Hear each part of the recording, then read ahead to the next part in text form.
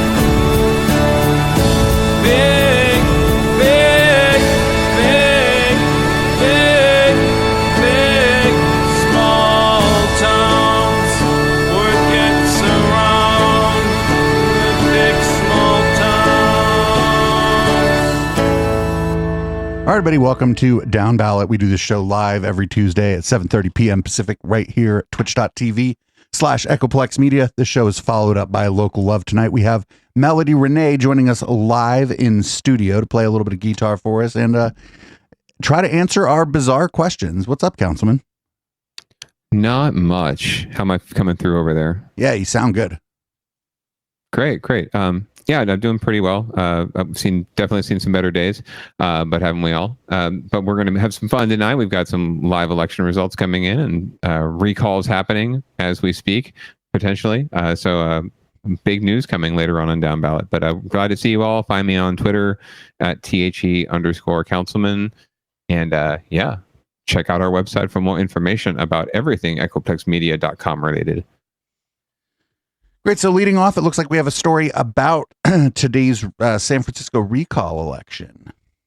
Correct. I thought we'd get to do a little preview of what's going to be coming up on Down Ballot Watch. But this is a day of look at what's going on with Decision 2022. No, I'm serious. The graphic's going to come up in Really? in like 2 seconds. Oh, yeah, no. Yeah. Oh, come on. This is super, It's NBC. super whack. Let's go. Oh, yeah, go for it. Day for 3 San Francisco school board members facing recall. Voters today are headed to the polls. Ballots have been cast for weeks. Today in the Bay, Sharon Katsuda joins us live in San Francisco this morning. And Sharon, boy, there's certainly a lot riding on today's vote. That's right, Laura. Good morning. Yes, this issue really started boiling over when the parents wanted the board to reopen the schools during the pandemic, but they say that it seemed like the board seemed to have different priorities. Now, these are the 3 school board members at the focus of the recall effort: Gabriela Lopez, Fauga Moliga, and Allison Collins. Recall organizers say they would have liked to recall all board members, but only these 3 had served enough time to face the challenge. Both sides were out this weekend to get out the vote. Recall supporters are critical of the district's efforts to rename schools in the name of social justice, all while the board kept city schools closed for in-person learning longer than other big cities. Okay, this part drives me crazy because how long does it take to rename a school? Depending. I mean, if you get community input and do all the stuff you should be doing, it can take, months once you start the process. But as far as like board time goes, like the Board of Education talking and doing maybe one meeting, maybe an hour of their time, right? They're not the ones spending all the time working on the actual, name change and doing the legwork. They're just there to vote on it. Yeah, that's what. Of course, there's like all kinds of administrative shit that needs to happen, but that's like not affecting the board's ability to make decisions about things like whether or not to open the schools. Truth. And it would just be another thing on the agenda. Like, amazingly enough, elected officials and elected bodies can juggle more than one thing at the same time. Cities. This even led to the city suing the board and district over how long it was taking to reopen schools. Our kids suffered through Zoom school and mental health anguish because the school board didn't do its job. It failed at its job in safely reopening schools.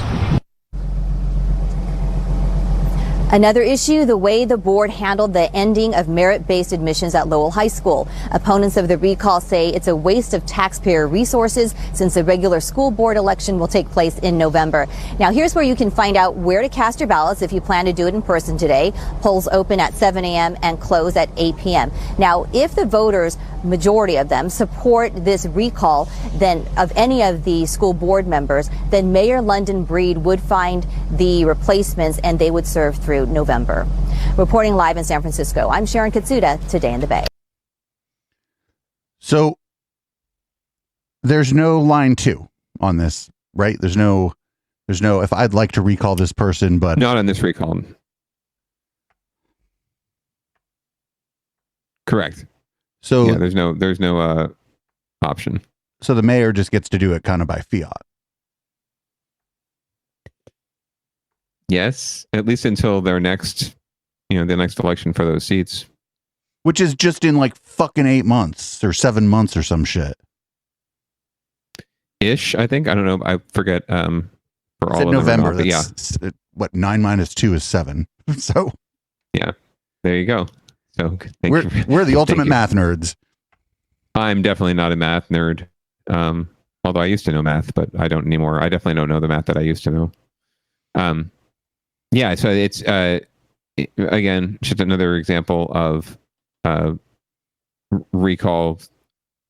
I think the abuse, frankly, of recall, because this isn't, again, like you said before, Producer Dave, this isn't a situation where laws have been broken, money has been stolen, or kids have been mistreated.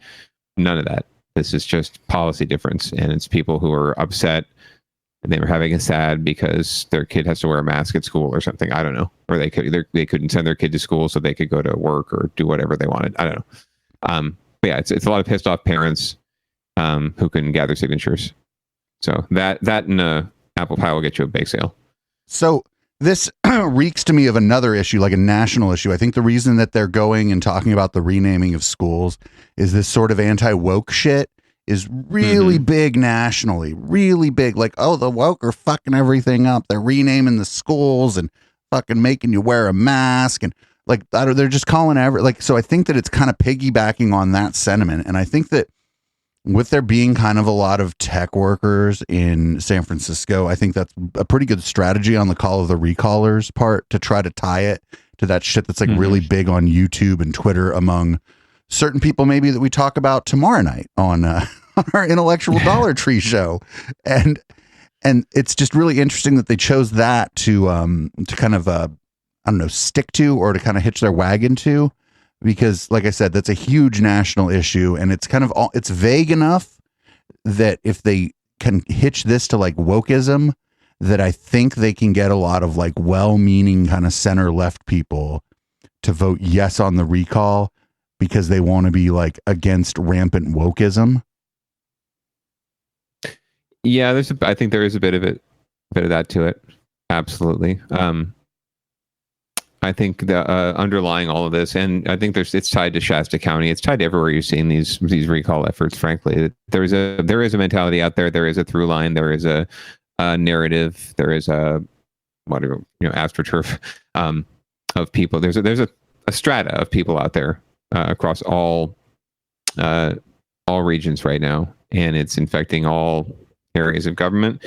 And it's sort of like the pitchforks and ride people out of town in a rail kind of mentality, right?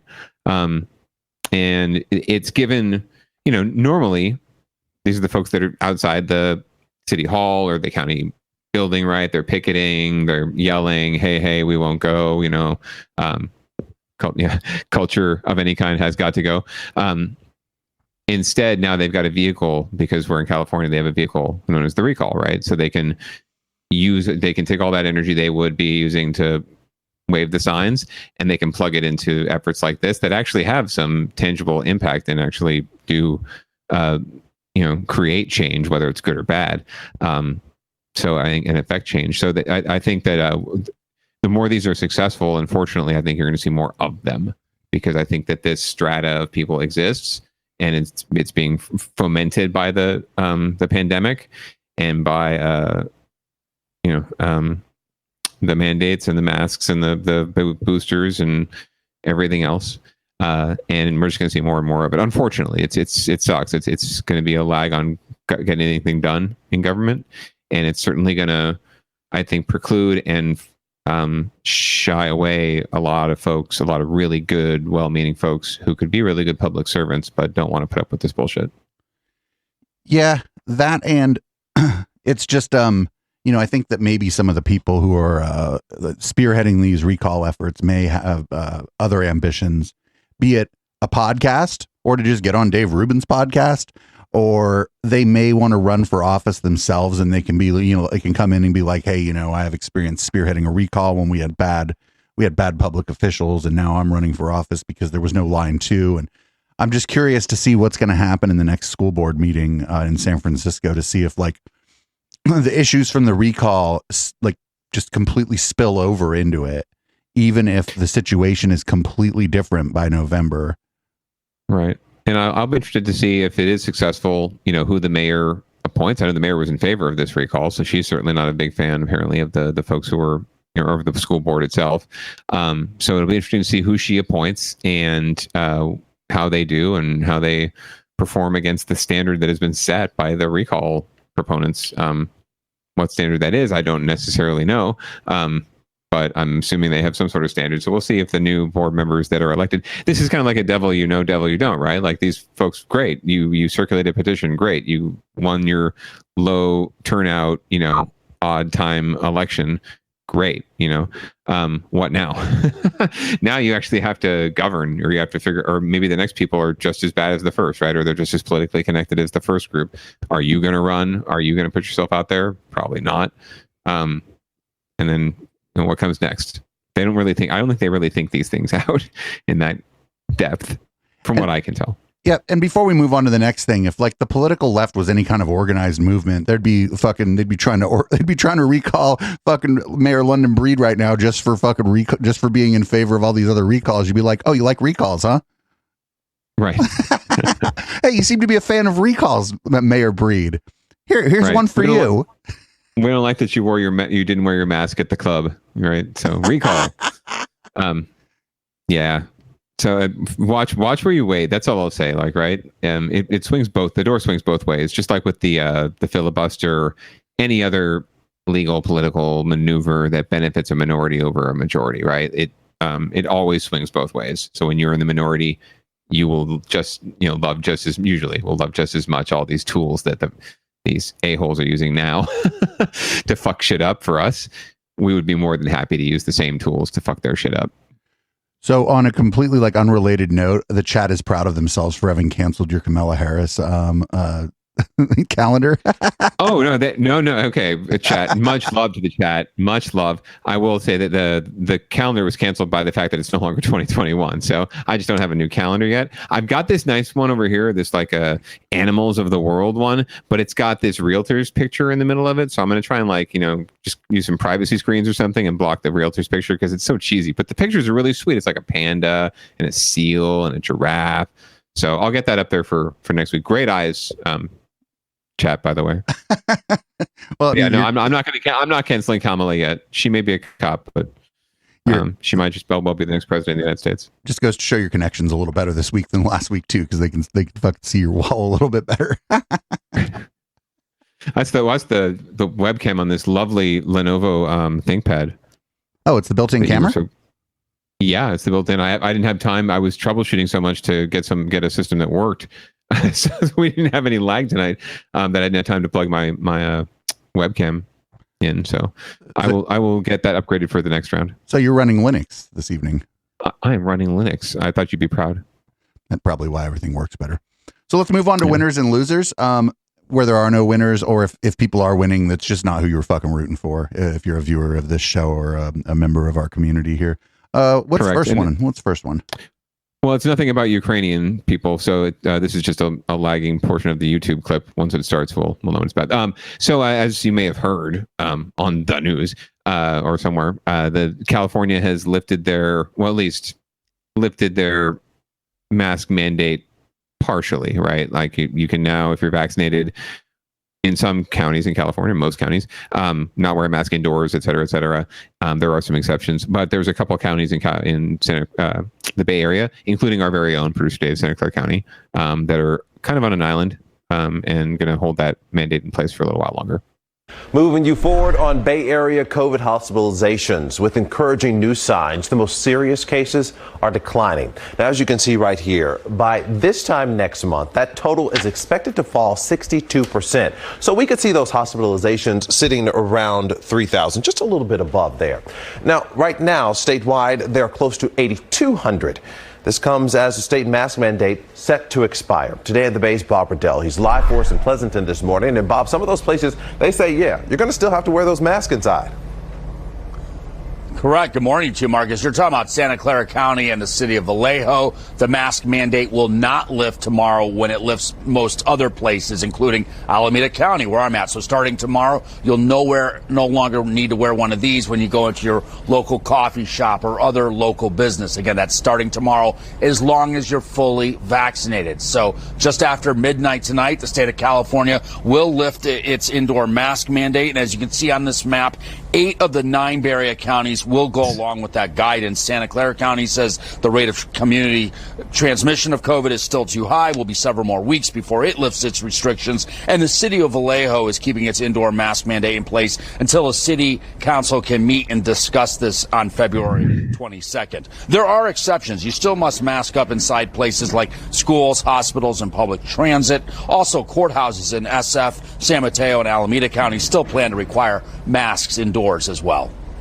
I think one big difference between the last time we took masks off in June of 2021 and now is that we have more options to keep people away from the hospital, even if they get infected and they are at risk for getting serious disease.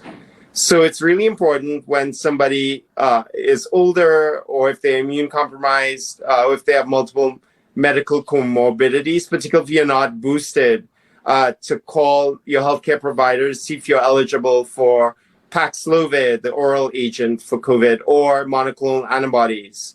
We have more and more of those increasingly, and they do work exceptionally well at keeping at-risk people away from the hospital. By Thursday, Governor Newsom is expected to announce plans for how California moves to the endemic phase of COVID when it comes to issues like community surveillance and testing protocols. Reporting live here in Pleasanton, Bob Riddell, Today in the Bay. Community surveillance sounds very interesting. I mean, I know what it is. It's not what you think it might be, but it does sound very interesting. Yeah, I'm not sure that was really good messaging from the news there. No, yeah, very much so. They might have wanted to explain that a little bit better. Community surveillance makes me think of like Peter Thiel's Palantir, just like sending little robots around to watch what you're doing. Right. In the street lights and the potholes popping out of the sewer lines. Local news producer. We need a bot that can like track down local stories like that. That would be great. That'd be take pictures, really local news take bot, some video. Right. But yeah, so I love the Santa Clara County and Vallejo. So there's very few things that Vallejo and Santa Clara County have in common other than being in the Bay Area. And this is one of them. So do you feel safer living in Santa Clara County, producer Dave? For like a variety of reasons, not just as far as COVID goes, not just the fact that the county's a little more aggressive with mitigation measures, but also we got a hell of a public hospital here. Very true. It's top notch, one of the best in the nation. Level 1 trauma center, and recently renovated thanks to your tax dollars. Thank you, Measure A 2008.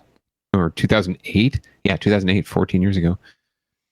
So yeah, very good healthcare system, public healthcare system, I might add, accessible to everyone, and all children in the county are fully insured, no matter what. So we do pretty well here. We could be a model, you might think.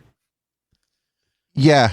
I mean, I feel like if Santa Clara County were to export a good public health system to the United States, it would almost make up for having exported Facebook to the world.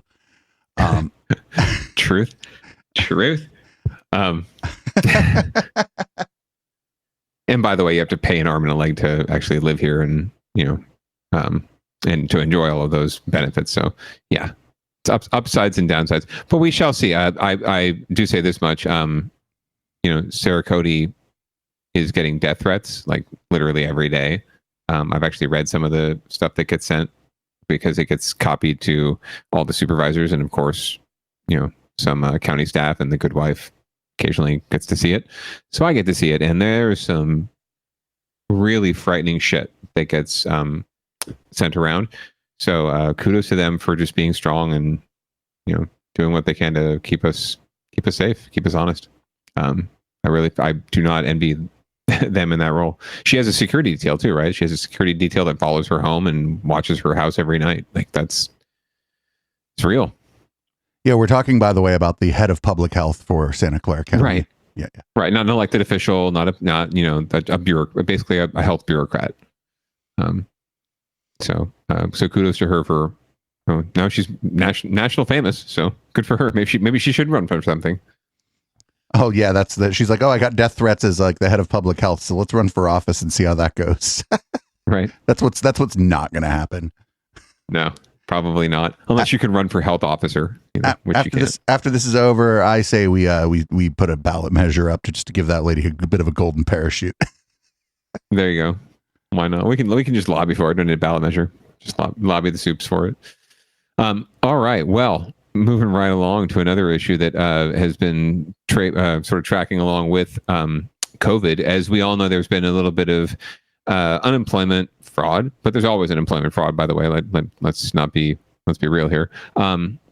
And it's typically a very minuscule portion of it, just like most government agencies. Yeah, there's some spillage, but for the most part, they work pretty well. Well, there have been some goofs during COVID, as we all remember. Prisoners at like Scott Peterson, I think, was getting unemployment while he was at San Quentin. So there have been some mistakes, to be sure. Heads are going to roll. But now, as part of the repentance, EDD is trying to make good and clean up their roles. The U.S. Department of Labor has agreed not to make workers repay benefits they received by mistake during the pandemic as long as they were not obtained by fraud. However, the EDD still must verify that everyone was eligible. About 1 million Californians, maybe you or someone you know, are required to submit extra proof or pay back their benefits. And many say the EDD is not making that easy. 7 on Your Side's Michael Finney has a young woman's story of frustration, Michael. 1 million people are having to get involved in this. I mean, that is a ton. And what we're talking about is non-traditional employees, gig workers, contractors, part-timers. They received a special pandemic benefit. Now they must show they really were working and weren't imposters filing phony claims. But get this, many say the EDD is once again putting up barriers. So I do have evidence. I just cannot get it to them. Colette Bowen of Morgan Hill has been trying for weeks to show the EDD this proof. She really was working at a Kendra Scott jewelry store when the pandemic hit. And then everything shut down, and then they let us all go. Colette was a college student working part-time at the mall when stores shut and she got laid off. The EDD granted her pandemic unemployment benefits, but now, nearly 2 years later, she must prove she deserved them. I don't know why I need to prove anything. When I applied, I got accepted for a reason. They have to read through your case. She's among the nearly 1 million workers who received this alarming email from the EDD before the holidays. All must show they were really working before the pandemic hit or return the money. Colette found the email just recently in her junk folder. It coming to my junk folder, I thought it was just kind of a scammer. It said she must upload proof to her EDD account or pay back her benefits. That's about $6,000. That is definitely a big amount. I mean, I'm a young person. I work an hourly wage job. So she dug up her W-2 and earnings summary, but when she tried to upload them, she could not. I get the error code every time. Turns out the EDD locked her out of her account with no way to upload and a deadline this Friday to submit her proof. It's not like we just decided to ignore their requests. I just sincerely cannot get into my account. Thank you for calling the Employment Development Department. She's tried calling the EDD many times. We're currently receiving more calls than we can answer and are unable to assist you at this time. So, yeah. No one picks up. So she mailed paper copies to the EDD. No response. She contacted 7 on Your Side, and we asked the EDD how she's supposed to comply if they locked her out of her account. The EDD said it will be offering a way to mail in documents for those with technical problems, but would not say why she was locked out. I'm not in a position where I could pay back that sort of money, and I know that I'm not at fault and I shouldn't have to. So yes, it is very frustrating. The EDD says many folks may have been overpaid by mistake as rules kept changing throughout the pandemic. I've reported a great deal on that. The Labor Department said today it will forgive many of those payments. Good news. However, folks like Colette must still show they were really eligible all of the time. Now, they knew that at the beginning. Most of these people are, because we're not ripoffs. You're going by the rules. Right, right. Still, that, you know, we've got to fix the problem. Yeah. I mean, you've done so many stories. Thank you, Michael. So you're telling me you didn't, you young person with tons of bills and rent to pay, you didn't just put the $6,000 into a interest earning checking account or a savings account or a CD or invested in the stock market? You actually, what'd you do with it? Where's the $6,000 that we gave you that you shouldn't have? She bought those ugly ape NFTs, actually. She bought some Dogecoin, boy. To the moon, I tell you. Right. No, I'm guessing it's in her rent, right? Or other bills. Yeah, like her landlord fucking has it now. It's like, you gave me $6,000, government. I'm sorry. Like, I spent it all, yo. I bought a sixer and paid my rent. Yeah, that's pretty fucked, honestly. It's like they're making a mistake, you know, a mistake and a misunderstanding worse, and causing a lot of pain. But then again, this could be one of those isolated situations where it's just this one person who reported it, right? And the 999,000 other people are having no trouble, but who knows? Because I didn't see them come with like the, you know, oh, we contacted, you know, just randomly 15 other people on this list, and you know, they all reported problems. So it could just be this one account. Right, but I think it's because of the kind of segment it is. 7 on Your Side generally focuses on one person who's having a problem with some kind of institution. Yeah. absolutely 7 year side, and the I forget what it's called on NBC Bay Area, Chris Chimura's thing, but NBC has your back or some shit. Absolutely, this is totally just Consumer Reports kind of news making. So it's not news so much as it's reactionary complaint department, the Department of Complaints department. The Department of Complaints compartment, sir. Compartment. There you go. The Department of Redundancies department.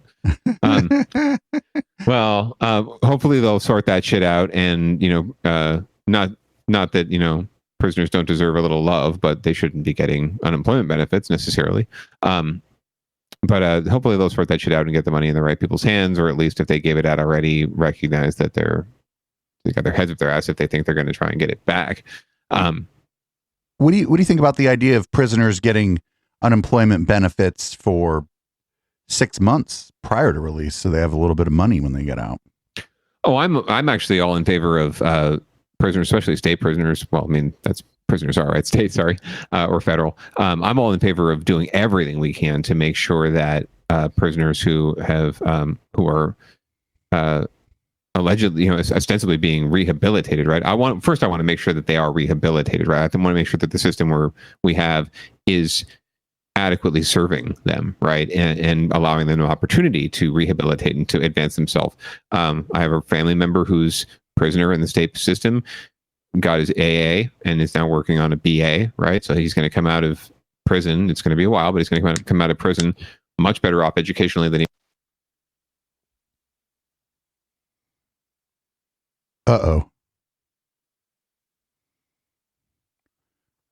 I've lost your audio. Allow. There we go. Can you hear me now? Yes, I certainly can. Weird. I touched the wrong part of the laptop. So getting benefits and actually knocking time off of their service time by taking classes, right, and bettering themselves. But yeah, at the end of the day, and they're making a little bit of money to do the jobs that they have them do around the yard, right? But nowhere near any kind of serious change, right, or money that's going to be helpful at all. It's like pocket change, right, to get you, get you where you need to go, but it's not going to help you live. We need to do a whole lot better by these folks. And if it takes, erroneously giving them unemployment benefits, then fine. But yeah, in general, we need to do a whole lot better. Figure out a much better system for how we can reintegrate folks into society, because people shouldn't have to be serving these life sentences without parole, or just getting back and just pushed back in the system because when they get released, they don't get enough services to keep them out, right? People go to prison a lot of the times, in jail, because they've run out of options and they do something stupid. So real quick before we move on here, we got Montreal Player, who I'm not even familiar with, just rated us. Also, Justin freaking rated us. That was the double raid. Fucking twice as many goats. Fuck yeah. Thank you, everybody. And if you're listening on the podcast, a raid on Twitch is if somebody ends their stream and they want to send their viewers somewhere, they can send them somewhere good, or they can send them to Downballot. Well, speaking of Downballot, we're going to have our results here in just a little bit from the SF Elections Board. By the way, they also have a state assembly race that's happening right now to replace David Chu, who was appointed San Francisco's city attorney. So they're having the vote to replace him tonight as well. Well, our next story is somehow South American gangs are tied to a string of peninsula home burglaries. This sounds like some fucking stranger danger crime this sounds like some shit from the 80s that would be on the news, all about the fucking South American gangs. Is it MS-13? For fuck's sake. All right. I'm already mad at this thing before we even started playing it. Let's go. Let's run it. Bay Area police. South American gangs are burglarizing neighborhoods across the state, from San Diego to San Mateo County. Hillsborough PD says it's had more than 20 break-ons in the past 3 months and only 30 in all of last year. They say South American gangs are specifically targeting wealthier neighborhoods and usually case the homes before they break in. They say the thieves are mostly after firearms, jewelry, or anything else they can sell on the black market. Well, there's more things to focus on in Hillsborough. I mean, the homes are multi-million-dollar homes. We're locked, loaded, ready for action. Yeah. Camera systems working, alarms. Hillsborough PD say the gang of thieves is likely the same one that's been targeting vacant homes in Atherton. Police are asking people to be on the lookout for vehicles with 2 or more men driving slowly through neighborhoods, casing homes, and then report them to police. Producer Dave, I'm shocked. There are thieves, and they are targeting wealthy people with lots of shit in wealthy neighborhoods, and they're casing the joint first before they strike. So all that's going to happen here is, I mean, everybody's done it before, right? You're like, let's drive through a neighborhood with houses worth $10 million and take a look around, see what their front doors look like. Everyone has fucking done it. So now what's going to happen is when people do that, if they look like you and me, nobody's going to call the cops. But if they maybe don't look like you and me, if they look like these anchors right here on Fox right here. Yeah, especially the anchor to our left, maybe they'd be like, oh, we're supposed to call the cops if people are driving slow. And what's even better, like if he was wearing that suit and we were wearing this shit, right? He would still get pulled over, right? 100%, right? Probably. Maybe. But yeah, no, I again, this is one of my favorite and I think our favorite angles of local news is that they don't actually, like, there's this catch to get you to watch the video and get you to pay attention to the story, and it's in the first line. They never bring it back around. They never actually explain, who are these South American gangs? Where are they coming from? Where did they originate? Why are they suddenly targeting California? Is there some lack of rich people in South America that they cannot rob and they have to come here? Or just easier targets? Did they get a group rate on South American Airlines? I don't know. Or is it that there was one that the cops busted who had some kind of tenuous connection to what the police believe is some South American gang? Right. But even if it was that, I don't even think they explained that at all. They just sort of said South American gangs, and then they pivot to these 2 Tony white people. One of them was locked and loaded. Locked and loaded. She's ready to fucking rock, Karen. So they pivot to Karen and Bob talking about how, Hillsborough's got a lot of rich people. And they never get back to the actual, like, the draw of the story, which is the South American gangs, which makes it a perfect down ballot story at the end of the day, because we'll never get it. We'll never get a resolution. All right. So we got one more here. We got a funeral expense donation jar was stolen but everyone loses. And it was in Benicia too. So everyone loses, just across the board. Officers want help catching a thief who was caught on camera stealing from a donation box. Yeah, KTV's Greg Liggins explains the money was meant for a very important purpose. Mike Haro seems to be a man everyone likes. For the past 5 years, he's been a beloved employee at Bob's Liquor and Food on West J Street in Benicia. That changed Tuesday when 26-year-old Haro suddenly died from what may have been a heart attack. He was such a wonderful kid, he was for us like our son, for whole town. Whole town is missing him. He was such a great boy. Customer Eduardo Garcia lives across the street and saw Haro almost every day. Mike was a great guy, man. He was absolutely like not just your regular, registered person. Yeah. He was like, he actually cared about you. The store put out a donation box to help Haro's family pay for funeral expenses. But the man walking toward the store in this surveillance video Saturday afternoon would temporarily derail that plan.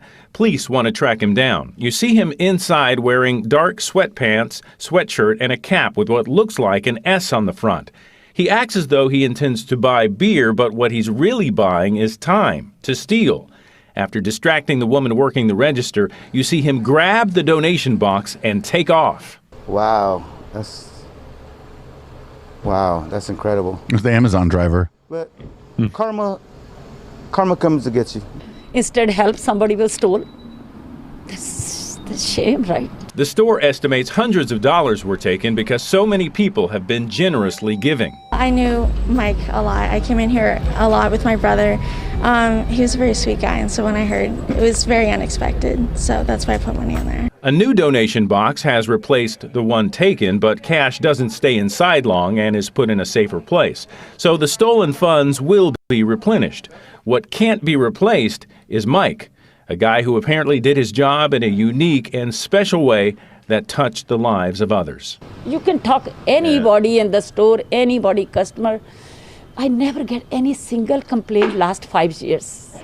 People were always, oh, you are so lucky you have Mike. You are so lucky. He wasn't a regular dude. He was a really special guy. Authorities are urging anyone who recognizes the suspect in this photo to call Benicia Police. The Police Officers Association there has made a donation to help with some of the stolen cash. Also, friends have set up a GoFundMe page to help the family with funeral expenses. Greg Liggins, KTVU, Fox 2 News. And it looks like they hit their goal, so I guess that's a winner at the very least. But yeah, God, fucking, how awful do you have to fucking be, man? Or hard up. Like, or both at the same time. That's just, whew. Yeah, I just feel like the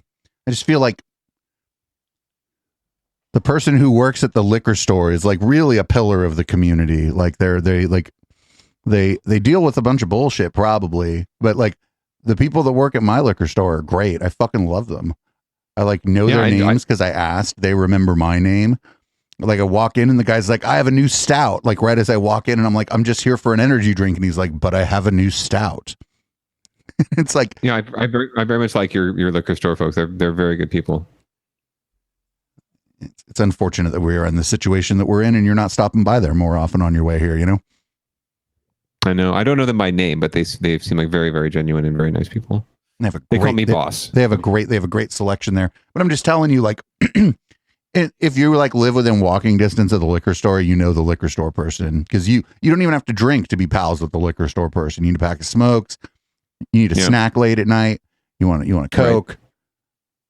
Right. Maybe or some Coke. Maybe you're playing the lottery. And if you're playing the lottery, by the way, don't stand there and act like you're at the casino and fucking do the thing. Like, right. I fucking hate that shit when I'm in a hurry and somebody in front of me is treating the lottery like they're like some kind of high roller at the Bellagio or some shit. It's like, shut the fuck up. Take your tickets and get out of here.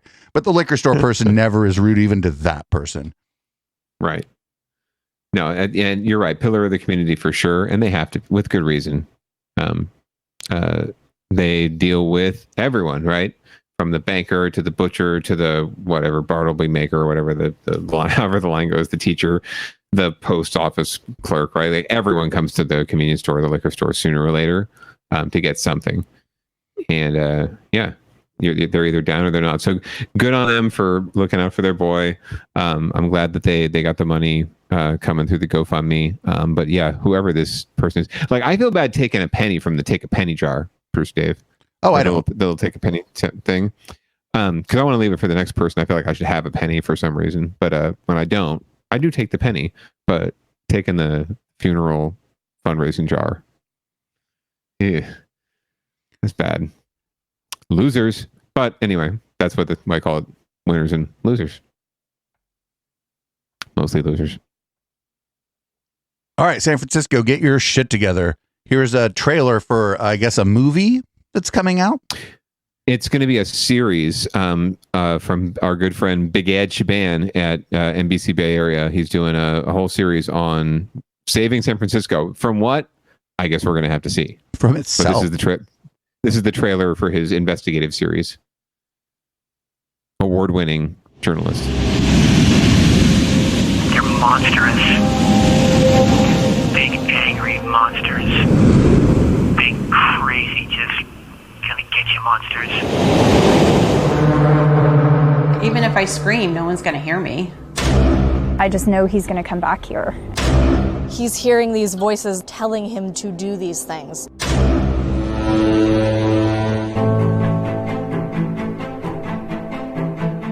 Do you think he's become obsessed with you?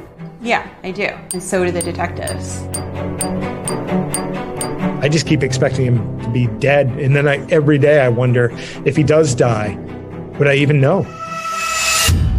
It's frightening. It's creepy. There's this guy who just watches me. This is a free call from an inmate at the San Francisco County Jail. If you just look at what he's accused of, he's so much more than the accusation. There was nobody I thought that would be more successful. He's a tragic character in his own life. He was an English teacher, creative writing, and teaching juniors and seniors. Intense guy with a real spark of life. There's no one like him. He tried to burn down a church. He escaped from federal custody. You have a victim who fears for her life and thinks your office isn't doing enough. He keeps slipping through the cracks. So we went searching for how this all started. There he is, class of 87. And now he's one of San Francisco's 8,000 homeless? You're convinced it all dates back to one particular day. Mm-hmm. What happened? It's just hard to see. He's not the problem. He is a symptom of it. We have the uber wealthy and then the very, very poor. Shanty towns that compare to some of the worst in the world. How does a city with a $12 billion budget look this way? Dealing with each of the people that are struggling requires a lot of work. What I'm proposing will make people uncomfortable, and I don't care.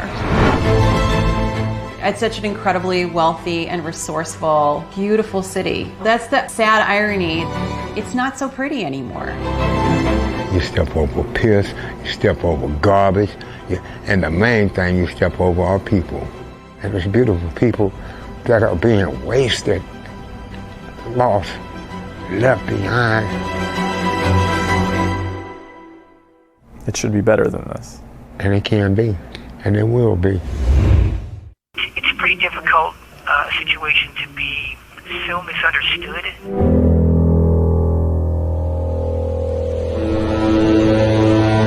I have a lot of thoughts. Go. Fuck this documentary, first of all. Agree. It seems to be tying together a bunch of things that are just problems that big cities face. Sometimes times are better and they face these problems less. Like if you think of San Francisco in the late 90s, there was like money falling from the sky and working class people could find good jobs in the city because sort of the cup did overfloweth during the tech boom in a lot of ways. Now that we're in like a prolonged different sort of tech boom, they figured out how to put like a bathtub under them so that the cup, when it overflows, it just goes into their bathtub. So a lovely analogy. I don't know who the person they're talking about is, but I'm also kind of glad they didn't just like dox the person on this. I'm real curious to see what this documentary turns out to be, but I don't think it's the local news's job to put out a documentary that, to me, it looks like is demonizing the poor in their community. I don't think that's the local news's job. I would agree with you there, and it almost seems like some sort of dichotomy here, where there are two different things. Where there, it starts out with this very, fear. Well, intentionally fear-inducing, right? If you were a fearful type, ominous music and the sound effects. They hadn't posted results yet. I was kind of surprised, but I'm sorry, getting a little distracted here. And it's all, like you said, it's exactly what that appears to be, demonizing folks who are just homeless or going through some shit, right? More than likely mentally ill. And yet, towards the end of it, we're talking about, but they're a symptom of a bigger systemic problem, and we've got this, these shanty towns and these people we need to help. And then it comes back to London Breed, and we're gonna fucking just send more cops in, and that's how we're gonna solve it, and people are gonna be uncomfortable. So I'm struggling to grasp sort of what the angle is, or what the message is, or the news is here. Like you said, we all know big cities in general just have a lot of issues. You put a city through a pandemic, bigger issues. You put a city through a pandemic after a recession, and we've really barely recovered from that, right? The first bubble busting. This is what you get. And yeah, we have to deal with it, but it shouldn't be a shock to anyone. It shouldn't require a 5-part docu-series, which, by the way, just real quickly on our friend, the reporter here, there's really, in my perspective, I understand Walter Cronkite and all these great reporters, right? And everyone knows who they are, and they always appeared in their pieces. I've never thought a reporter should have to appear in their piece, right? It should be good to know who the reporter was because it's their job, and they're doing their job. But I never thought it should be about the reporter in any way, even if it was an expose like this, right? Like, why is his face there? I should be able to hear him ask a question, but I should never really know what Begad Shaban looks like. Frankly, I really don't care. It's like the YouTube videoification of local news, kind of like where people like you go onto YouTube and you're going to find a lot of things that are, 10 or 15 minutes where they're calling that shit a documentary. Right. And so I think that's what they're going to be doing here. They're going to be making 10, 15 minute, essentially YouTube videos with like a high budget. And you're right. It seems like they're trying to make the reporter the story where he's like going out to find the scoop or whatever. And that's all well and good for a fucking TV show about a reporter. Right. But he's not the story. Right. And yet that's how he won his award. Right. And his national award was for an expose similar to this. I'm forgetting what it was. It was on the jails. It was on one of our local controversies he uncovered and did an expose on, or maybe it was the one about autistic youth in schools getting like arrested for I don't know, drawing on the sidewalk. Anyway, long story short, that's how he got his name. That's how he got his award. He's going to keep doing it, and they're going to keep flaunting it because that's what they do. They're trying to get business and get ratings. So at the end of the day, I think I fault probably the reporter the most. The network is just trying to make their money. But who knows if it's him or if it's the producers or who it is that's influencing it. But yeah, I don't really care who this guy is. I just want to hear the story. And you guys don't do good enough jobs in local news telling those stories and telling all the angles for me to care who you are. I care more about the questions you're not asking. And the story here seems to be like basically a collection of the stuff that fucking Tucker Carlson will show on TV when he talks about California. Like, it doesn't seem to be that, I guess they seem to have interviewed a guy at the end who seemed to have, I don't know if he was homeless or maybe previously was homeless or whatever, but like, this is going to be, we're going to keep an eye on this though. Cause this is not too terribly far away from that red, white and blueprint shit that those people did up in Shasta County. I mean, it's just, it's like, it's certainly like ready made. I'm going to guarantee you it's going to be 10 to 15 minute hits that are ready made for YouTube, for a certain audience on YouTube who wants to look at the controversy and wants to kind of almost look at San Francisco as if it's a fucking zoo or something, 100%. They've got the YouTube playlist all ready to go. And yeah, that was insulting to me at the end, just bringing the one dude in. Go Giants. He had a Giants hat. That was very nice. Probably because he needed a hat. Not because he's necessarily a Giants fan. But yeah, to bring that one dude at the end to just like represent all of the unhoused folks, right? And say, well, it's going to get better. It's got to get better, just that. Can you give me a jig or say something really funny with a black accent, please? That's just what it seemed like to me. Really frustrating and annoying, really. And you're right. It's going to be just a bunch of YouTube hits and then they'll be done with it and they'll move on to the next thing, right? And if the housing problem or whatever it is that they're trying to address, the drug problem on the streets, doesn't get solved, it's not no skin off their nose. They did their reporting, so now they can walk away. Yeah, well, it's fine to report on these things, but yeah, I just feel like this is going to be an attempt to make a spectacle of the problems of San Francisco. And I'm telling you, this is going to be aimed at a YouTube audience outside of San Francisco. Yep. Oh, national though. This is national kind of stuff. This is the stuff they're trying to hype. It's very overly produced, and they're aiming for audiences that aren't the choir, for sure. Right, and they're supposed to be reporting on the city to inform the people of the city, primarily. Correct. Speaking of informing the people and reporting on what's happening in the city, we do have some news again coming out of the DA's recall in San Francisco. So recently, folks have heard of the police chief being a little upset with Chesa Boudin, the district attorney, for going after some of their boys and girls for excessive force. So they pulled an MOU with the DA's office. They're talking trash. They're trying to politically hurt him. So he's fighting back because he actually has some receipts about some shit that the PD is pulling that is 10 times worse, actually did happen, and is legally reprehensible, unlike the things that he has been accused of, which were all pretty much standard fare. San Francisco District Attorney Chesa Boudin opened a news conference today by calling out investigative methods of the San Francisco Police Department. We're here today to denounce the practice of using rape and sexual assault survivors' DNA without their consent, of storing their DNA indefinitely. The district attorney was surrounded by victims' advocates who joined him in voicing their concerns, saying this violates the already delicate trust victims have during a rape or sexual assault investigation. It is re-victimizing the victim.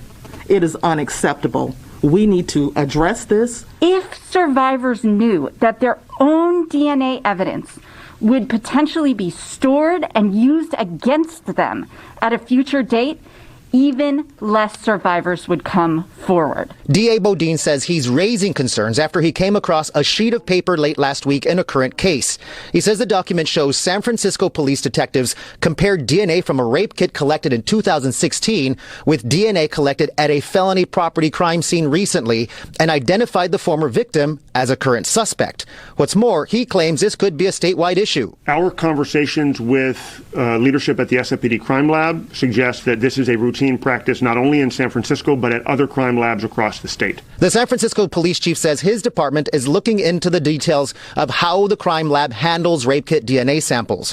When pressed about the allegations made about other agencies, the DA's office wrapped up the news conference. I did reach out to the San Mateo County District Attorney and the Alameda County Sheriff's Department, and they tell me that they do not use rape kit DNA as part of investigative tools. The District Attorney in San Mateo says they do keep DNA samples on hand as part of quality assurance to try to use it to rule out the possibility of cross-contamination of samples. In San Francisco, I'm Sergio Quintana, NBC Bay Area News. Okay, thank you. But they reached out to the DAs. They didn't reach out to the fucking police departments, who are the ones who are apparently doing this. Mm-hmm. No, absolutely. Well, jolly good show. Well, yeah, so like we said before, if you're going to come after Chesa, you best expect him to fight back, because he's not afraid. He is definitely not shy, and he's definitely not bowed by all of the pressure from the establishment. So good on him for pushing back. What do you think about the accusations, at the very least, or the practice of using rape kit DNA, stored rape kit DNA, to solve, or to not solve, but to in current investigations? Sounds shitty. Sounds like, because I don't. So. You go in there, right, and you get your rape kit done, and it probably doesn't occur to you that's. I mean, sure, they're going to have your DNA right there. It's going to be part of the rape kit, but you don't even think about it in those terms, right? Yeah, I was actually. I guess I need to know more. Is this some sort of database that they have put their DNA? Like the cops have put all the DNA into, right? So and then they get DNA from a scene, plug it into the database, they get a hit, right? Oh, this is our suspect. It seemed like almost. I don't know. Maybe it's implied. This person might have been a suspect already, and they, instead of getting the DNA from the suspect, like doing actual police work, they found that she had had a rape accusation, or at least had a rape kit collected, and used that DNA and had that DNA to test against the crime scene DNA. I mean, fine, someone committed a crime, whatever, but this is way beyond Fourth Amendment search and seizure kind of shit. Like, yeah. You should. I think they have a legit case. If they get busted, if they get popped for the crime, I think they have a legit case on Fourth Amendment grounds that this is going to get thrown out. Right. Illegal search and seizure. Even if they were part of the crime, right? Even if for whatever reason, maybe they're down and out and they just got rolled up with the wrong people and they were part of the burglary. Whatever. You still got to prove it beyond a reasonable doubt, and you got to use. You can't use private information or private. People's private especially medical information too, which is pretty much what it is when it's being collected that way, right? Like if it was collected with the understanding that, you're a suspect in a criminal matter, that's one thing. But this is collected after you've been victimized, right? So little sketchy. So it's kind of disappointing that we don't have any results in at all from the San Francisco recall. I'm a little surprised. I didn't look at any sort of like announcement about when they're going to post their results, but it's going on 8:30, so their polls are closed as far as I know, unless they kept them open late, and they haven't posted a darn result yet in any of the recall or the election day summaries yet. So maybe we're on the same page. So maybe we're missing the boat somewhere as far as where the election. That's where I know the results are getting posted. Shasta had some results in by 8 last time, like right by the time their polls closed. I understand that counting votes in Shasta County for one district is a lot different than trying to count votes in San Francisco, so maybe it takes longer. It's actually the reverse. You would think so, but it's actually the reverse. The bigger cities theoretically have bigger elections departments, more volunteers, or more election workers that they hire temporarily, and volunteers in their counting ballots and doing all the work. So in theory, they have a lot more firepower to be able to manage and get results posted. Frankly, they should. I mean, even Santa Clara County, which tends to have its head a little bit on sideways when it comes to election results, even here, we get whatever has come into that point, or whatever vote by mail or dropped off ballots had come in like the day before. That all has all been counted and gets posted right away. Because then you get a really good read of how the election is going to go. Frankly, because it's not like it used to be where you can kind of track. Oh well, election day is going to be so much more different from people dropping off their ballots. So many people drop off their ballots now that the early returns are going to match, for the most part, what happens over time. And that's kind of what you saw in Shasta, although the initial return was very close. As the trickle started to come in, it did swing to the recall. So, well, in that case, it was because the mail-in ballots probably got counted first, and the folks likely to do mail-in ballots were likely to be against the recall. And so it's usually like the opposite way of elections, how it usually happens, right? Where the big cities, people are waiting in line well past the time that the polls close, but they leave the polls open because once you're in line, you're in line. And so the big cities come in last, and it usually swings towards blue generally at the end. And in Shasta County, because of the mail-in ballots, it swung the other way because a lot of those people were afraid of, I don't know, George Soros putting a microchip in their mail-in ballot or some shit. You know what I'm saying? Right. Well, we do have less and less, though, people voting at the polls, and there's going to be fewer and fewer and fewer. But the people who submit their ballots late poll and on election day at the polls, right? They profile a lot like election day voters. So we still will have those nuances, but we'll see. Stay tuned. Check out SF Board of Elections to find out what happened. And we'll do one more thing before we hand it over to you to take us cruising into Local Love. Please stick around tonight for Local Love. Producer Dave, who's our guest tonight on Local Love again? It's Melody Renee. I do believe she's out in we'll call it the green room, but it's actually just my fucking living room. And she might be watching this and listening to this right now as it's piped out to the TV over my local network here via OBS Ninja or Video Ninja with about 5 milliseconds of delay. So it's not even it's almost in real time. So yeah, she's like, oh, I'm out of here. Fuck. I didn't know this crappy show was on before Local Love. I gotta go. You guys are on your own. Bye, chat. No. Thanks for tuning in, everyone. Hope everyone stays tuned in on Twitch and in the chat to Local Love and have a little fun. And I mean, there is a green couch, I think, in your living room, so maybe we can say she's on the green couch. Possibly. Or maybe it's only green because the lighting or just how long it's been there. No, there's like new recliners and shit in my living room, actually. Ooh, fans. All right. Well, I want to let you get to it. So one more thing, we do like to focus on animal interest stories when it comes to another thing, generally speaking. And once again, our good friends, the wild pigs, are back. Not in Almaden this time, but close. Okay, they are big and they are hungry. Wild pigs are terrorizing some neighborhoods in Morgan Hill. Homeowners say they're worried and frustrated because they're getting torn up, but they can't seem to get help from any agencies that they claim caused the problem. Here's NBC Bay Area's Robert Honda. The neighborhoods around Anderson Reservoir are mostly scenic and green, but many of the homes are not so lush these days now that packs of wild, hungry pigs are out here roaming.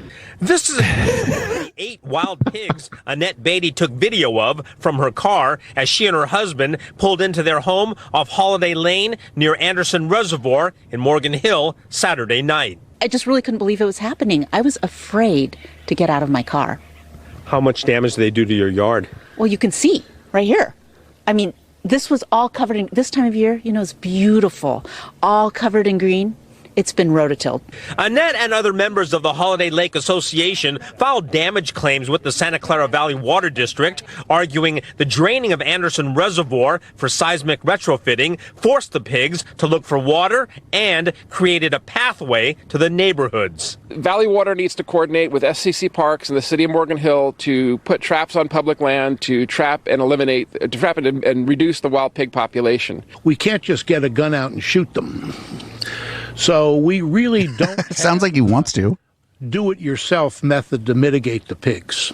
The Water District rejected the claims, but said it has its staff researching options. Our staff is looking at working with other agencies in the area who have more experience with... Oh, funny. He used to be a reporter with ABC7. Them rooting around at night. It's really scary. Association leaders say they want the Water District and other agencies to move quickly. They say they want to protect this lower meadow, the neighborhood's designated open space, and the evacuation site in case of a wildfire, an area the pigs have not discovered yet.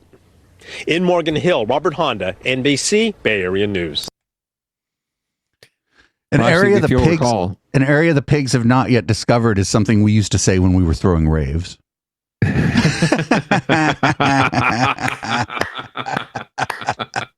Okay, forget what I was going to say. That takes the cake right there. I'll be here all night or all week, literally all week. Rim shot. No, it was good. I was going to remind folks that when this happened, when this came up in Almaden, 2 or 3 years ago, right? It could have been 3 weeks ago or 3 years ago. Yeah, it's hard to tell. Apocalypse now. It happens every year anyway. But we had, San Jose actually did institute an emergency ordinance to allow folks to euthanize quote unquote pigs, and that included shooting them.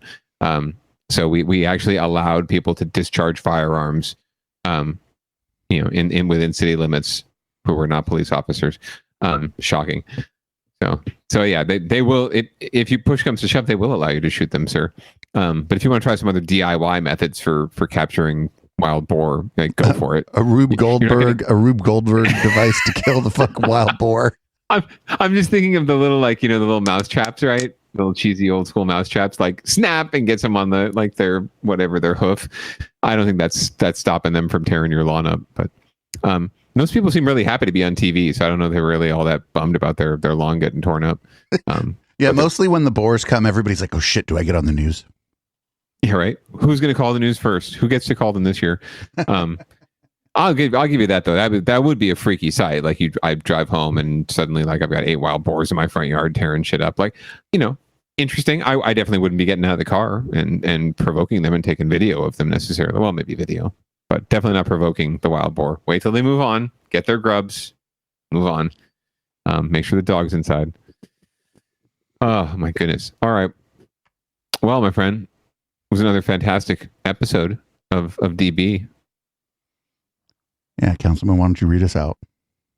All right. Well, thank you all for joining us again. If you're in the Twitch chat, stay there for local love, fantastic local music, live local music coming up next. Please be sure to tune in every week, every Tuesday night at 7:30 Pacific for our locals show, Downballot with the best in local news. Next week, we will have the results of the SF Board of Elections recall or school board recall. So please stay tuned for that. And stay cool. Get vaxxed, wear your mask, pants are optional. Peace.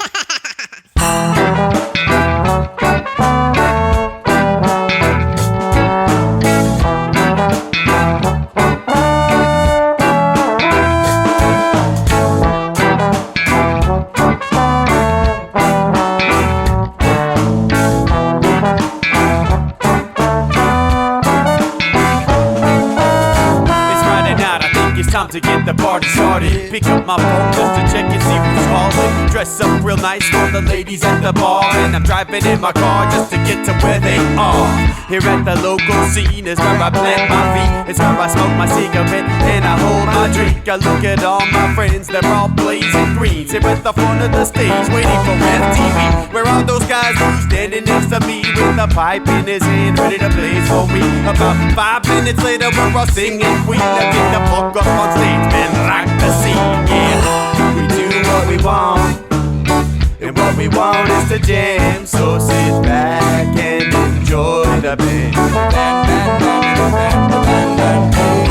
We do what we want, and what we want is to jam. So sit back and enjoy the band. Enjoy that band. I turn and head back to the bar for a refill, man, because you know where we are. We're headed out to the car to smoke another one and another one. Now just when the magic starts kicking in, I hear relapse playing, you know it's time to head in. Alright everybody, now it's time to grab a new drink. Spark it if you got it and then pass it to me. Yeah, we do what we want, and what we want is to jam. So sit back and enjoy the band. We do what we want to do, and what we want is to jam. So sit back and enjoy the band. Enjoy that band. Last up on the bill for the show tonight is Down and Dirty and 5, so we're headed outside to spark up another joint. Now who's got my lighter? Stoner E, of course, shouldn't you be inside? I'm all up in this bitch, being who I gotta be. I'm fucked up like the U.S. economy. The truth is that I don't think logically. Stoner E take you on a psychedelic odyssey. Now inside motherfuckers is rocking me, and outside shit we smoke a lot of broccoli. Rocky the roller, yo, that sexy girl be jocking me. Ain't too drunk to fuck, but I'll probably do it sloppily. We do what we wanna do, and what we want is to jam. So sit back and enjoy the band. Enjoy the band, enjoy the band. We do what we wanna do, and what we want is to jam. So sit back and enjoy the band. Molly say that he like jamming, and he hope he like jamming too. Well, I gotta say, think about we do. Yes, I